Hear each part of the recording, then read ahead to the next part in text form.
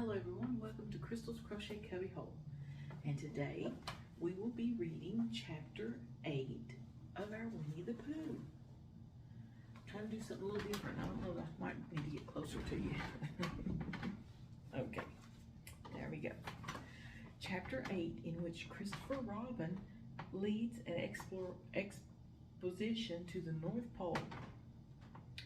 One fine day, Pooh had stumped up to the top of the forest to see if his friend Christopher Robin was interested in bears at all.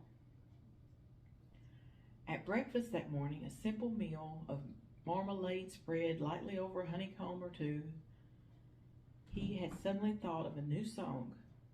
It began like this: "Sing ho for the life of a bear."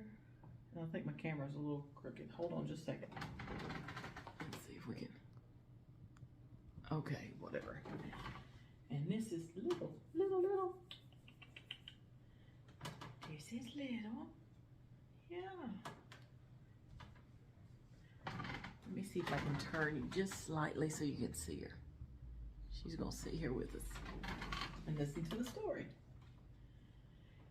When he had got as far as this, he stretched his head and thought to himself, "That's a very good start for a song, but what about the second line?"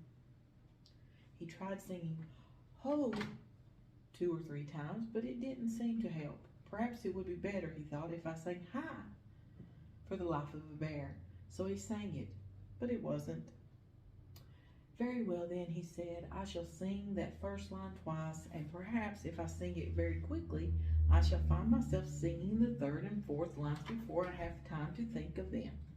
And that will be a good song. Now then. Sing ho for the life of a bear, sing ho for the life of a bear. I don't much mind if it rains or snows, 'cause I've got a lot of honey on my nice new nose. I don't much care if it snows or thaws, 'cause I've got a lot of honey on my nice clean paws.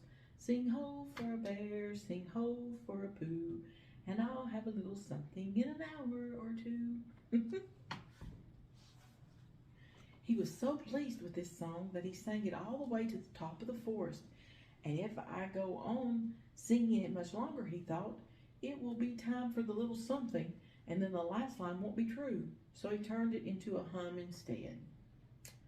Christopher Robin was sitting outside his door, putting on his big boots. As soon as he saw the big boots, Pooh knew that an adventure was going to happen, and he brushed the honey off his nose with the back of his paw and spruced himself up as well as he could so as to look ready for anything. "Good morning, Christopher Robin," he called out. "Hello, Pooh Bear. I can't get this boot on." "That's bad," said Pooh. "Do you think you could very kindly lean against me? 'Cause I keep pulling it so hard that I fall over backwards." Pooh sat down, dug his feet into the ground, and pushed hard against Christopher Robin's back. And Christopher Robin pushed hard against his and pulled at his boot until he got it on. "And that's that," said Pooh. "What do we do next?"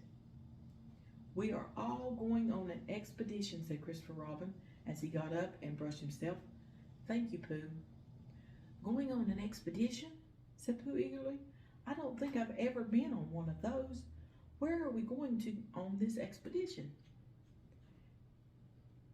"Expedition is what Pooh said." "Expedition, silly old bear. It's got an X in it." "Oh," said Pooh. "I know, but it didn't really. We're going to discover the North Pole." "Oh," said Pooh again. "What is the North Pole?" he asked. "It's just a thing you discover," said Christopher Robin carelessly, not being quite sure himself. "Oh, I see," said Pooh. "Are bears any good at discovering it?" "Of course they are, and Rabbit and Kanga and all of you. It's an expedition. That's what an expedition means, a long line of everybody. You'd better tell the others to get ready while I see if my gun's all right, and we must all bring provisions." "Bring what?" "Things to eat." "Oh," said Pooh happily, "I thought you said provisions. I'll go and tell them. And he stumped off. The first person he met was Rabbit. I got this creaky rocking chair I'm sitting in. "Hello, Rabbit," he said. "Is that you?" "Let's pretend it isn't," said Rabbit, "and see what happens. I've got a message for you." I'll give it to him. "We're all going on an exposition with Christopher Robin." "What is it when we're on it?" "A sort of boat, I think," said Pooh. "Oh, that sort." "Yes, and we're going to discover a pole or something. Or was it a mole? Anyhow, we're going to discover it." "We are we?" said Rabbit. "Yes, and we're going to bring po things to eat with us, in case we want to eat them. Now I'm going down to Piglet's. Tell Kanga, will you?" He left Rabbit and hurried down to Piglet's house. The piglet was sitting on the ground at the door of his house, blowing happily at a dandelion and wondering whether it would be this year, next year, sometime, or never.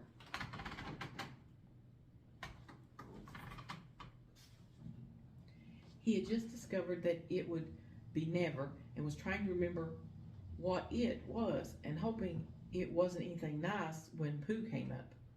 "Oh, Piglet," said Pooh excitedly, "we're going on an exposition, all of us, with things to eat, to discover something." "To discover what?" said Piglet anxiously.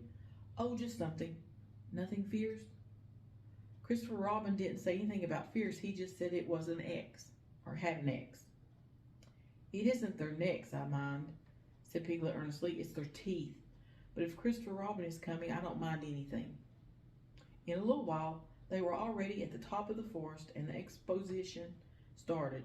First came Christopher Robin and Rabbit, then Piglet and Pooh, then Kanga with Roo in her pocket, and Owl, then Eeyore, and at the end, in a long line, all Rabbit's friends and relations. "I didn't ask them," explained Rabbit carelessly. "They just came. They always do. They can march at the end, after Eeyore." What I say," said Eeyore, "is that it's unsettling. I didn't want to come on this expo with what Pooh said. I only came to oblige, but here I am, and if I am the end of the expo, what we're talking about, then let me be the end. But if every time I want to sit down for a little rest, I have to brush away half a dozen of Rabbit's smaller friends and relatives first, then this isn't an expo, whatever it is, at all. It's simply a confused noise. That's what I say." "I see what Eeyore means," said Owl. "If you ask me—" "I'm not asking anybody," said Eeyore. "I'm just telling everybody. We can look for the North Pole, or we can play Here We Go Gathering Nuts in May, with the end part of it of an ant's nest. It's all the same to me." There was a shout from the top of the line. "Come on," called Christopher Robin. "Come on," called Pooh and Piglet. "Come on," called Owl. "We're starting," said Rabbit. "I must go," and he hurried off to the front of the exposition with Christopher Robin. "All right," said Eeyore, "we're going, only don't blame me." So off they all went to discover the pole, and as they walked, they chattered to each other of this and that, all except Pooh, who was making up a song. "This is the first verse," he said to Piglet when he was ready with it. "First verse of what?" "My song." "What song?" "This one." "Which one?" "Well, if you listen, Piglet, you'll hear it." "How do you know I'm not listening?" Pooh couldn't answer that one, so he began to sing. They all went off to discover the pole, Owl and Piglet and Rabbit and all. It's a thing you discover, as I've been told, by Owl and Piglet and Rabbit and all. Eeyore, Christopher Robin and Pooh and Rabbit's relations all went to, and where the pole was none of them knew. Sing hey for Owl and Rabbit and all. "Hush," said Christopher Robin, turning around to Pooh. "We're just coming to a dangerous place." "Hush," said Pooh, turning around quickly to Piglet. "Hush," said Piglet to Kanga. "Hush," said Kanga to Owl, while Roo said "hush" several times to himself very quickly. "Hush," said Owl to Eeyore. "Hush," said Eeyore in a terrible voice to all Rabbit's friends and relations. And "hush," they said hastily to each other all down the line, until it got to the last one of all, and the last and smallest friend and relation was so upset to find that the whole expedition was saying "hush" to him that he buried himself head downwards in a crack in the ground and stayed there for 2 days until the danger was over, and then went home in a great hurry and lived quietly with his aunt ever afterwards. His name was Alexander Beetle. They had come to a stream which twisted and tumbled between high rocky banks, and Christopher Robin saw at once how dangerous it was. "It's just the place," he explained, "for an ambush." "What sort of bush?" whispered Pooh to Piglet. "A gorse bush?"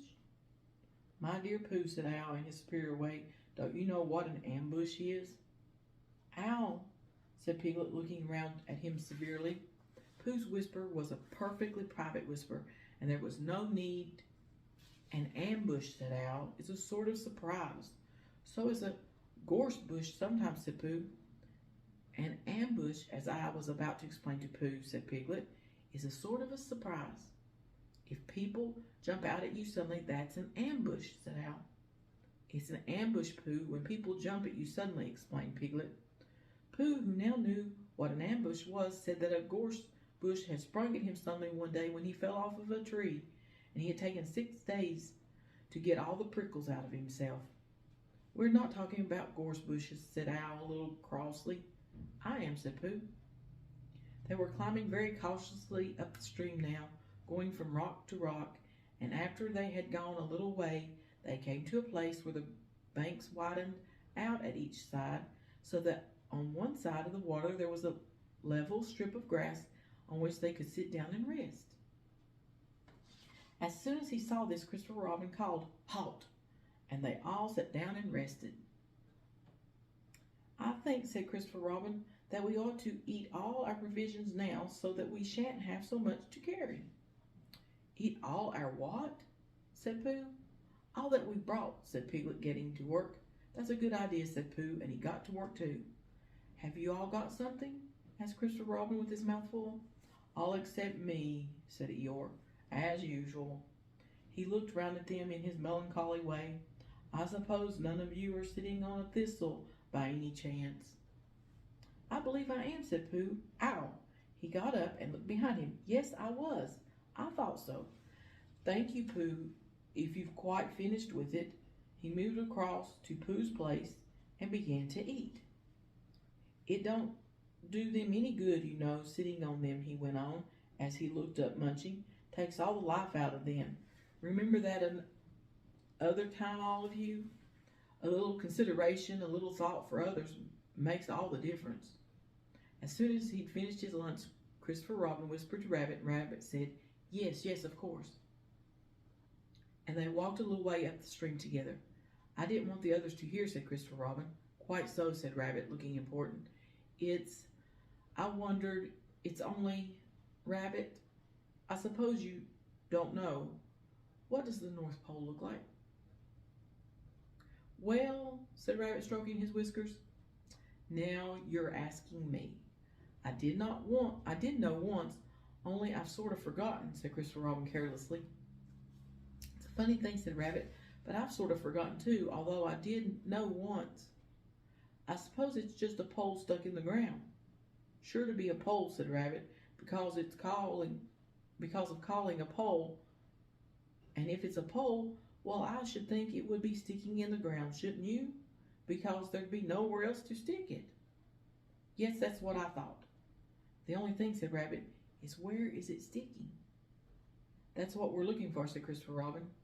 They went back to the others. Piglet was laying on his back, sleeping peacefully. Roo was washing his face and paws in the stream, while Kanga explained to everyone proudly that this was the first time he had ever washed his face himself, and Al was telling Kanga an interesting anecdote full of long words like encyclopedia and rhododendron, to which Kanga wasn't listening. "I don't hold with all this washing," grumbled Eeyore. "This modern behind-the-ears nonsense. What do you think, Pooh?" "Well," said Pooh, "I think—" But we shall never know what Pooh thought, for there came a sudden squeak from Roo, a splash, and a loud cry of alarm from Kanga. "So much for washing," said Eeyore. "Roo's fallen in," cried Rabbit, and he and Christopher Robin came rushing down to the rescue. Look at me swimming, squeaked Roo from the middle of his pool, and was hurried down a waterfall into the next pool. Are you all right, Roo dear? Called Kanga anxiously. Yes, said Roo. Look at me swim. And down he went over the next waterfall into another pool. Everybody was doing something to help. Piglet, wide awake suddenly, was jumping up and down and making, oh, I say noises. Al was explaining that in a case of sudden and temporary immersion, the important thing was to keep the head above water. Kanga was jumping along the bank saying, are you sure you're all right, Roo dear? To which Roo, from whatever pool he was in at the moment, was answering, look at me swimming. Eeyore had turned round and hung his tail over the first pool into which Roo fell, and with his back to the accident was grumbling quietly to himself and saying, all this washing, but catch on to my tail, little Roo, and you'll be all right. And Christopher Robin and Rabbit came hurrying past Eeyore and were calling out to the others in front of them. All right, Roo, I'm coming, called Christopher Robin. Get something across the stream lower down, some of you fellows, called Rabbit. But Pooh was getting something. 2 pools below Roo, he was standing with a long pole in his paws, and Kanga came up and took one end of it, and between them they held it across the lower part of the pool, and Roo, still bubbling proudly, look at me swimming, drifted up against it and climbed out. Did you see me swimming? Squeaked Roo excitedly, while Kanga scolded him and rubbed him down. Pooh, did you see me swimming? That's called swimming, what I was doing. Rabbit, did you see what I was doing? Swimming. Hello, Piglet. I say, Piglet, what do you think I was doing? Swimming. Christopher Robin, did you see me? But Christopher Robin wasn't listening. He was looking at Pooh. Pooh, he said, where did you find that pole? Pooh looked at the pole in his hands. I just found it, he said. I thought it ought to be useful. I just picked it up. Pooh, said Christopher Robin solemnly, the expedition is over. You have found the North Pole. Oh, said Pooh. Eeyore was sitting with his tail in the water when they all got back to him. Tell Roo to be quick at somebody, he said. My tail's getting cold. I don't want to mention it, but I just mentioned it. I don't want to complain, but there it is. My tail's cold. Here I am, squeaked Roo. Oh, there you are. Did you see me swimming? Eeyore took his tail out of the water and swished it from side to side. As I expected, he said. Lost all feeling, numbed it. That's what it's done, numbed it. Well, as long as nobody minds, I suppose it's all right. Poor old Eeyore, I'll dry it for you, said Christopher Robin, and he took out his handkerchief and rubbed it up. Thank you, Christopher Robin. You're the only one who seems to understand about tails. They don't think. That's what's the matter with some of these others. They've no imagination. A tail isn't a tail to them. It's just a little bit extra at the back. Never mind, Eeyore, said Christopher Robin, rubbing him his hardest. Is that better? It's feeling more like a tail, perhaps. It belongs again, if you know what I mean. Hello, Eeyore, said Pooh, coming up to them with his pole. Hello, Pooh. Thank you for asking, but I shall be able to use it again in a day or two. Use what? Said Pooh. What we are talking about. I wasn't talking about anything, said Pooh, looking puzzled. My mistake again. I thought you were saying how sorry you were about my tail being all numb, and could you do anything to help? No, said Pooh. That wasn't me, he said. He thought for a little and then suggested helpfully, perhaps it was somebody else. Well, thank him for me when you see him. Pooh looked anxiously at Christopher Robin. Pooh's found the North Pole, said Christopher Robin. Isn't that lovely? Pooh looked modestly down.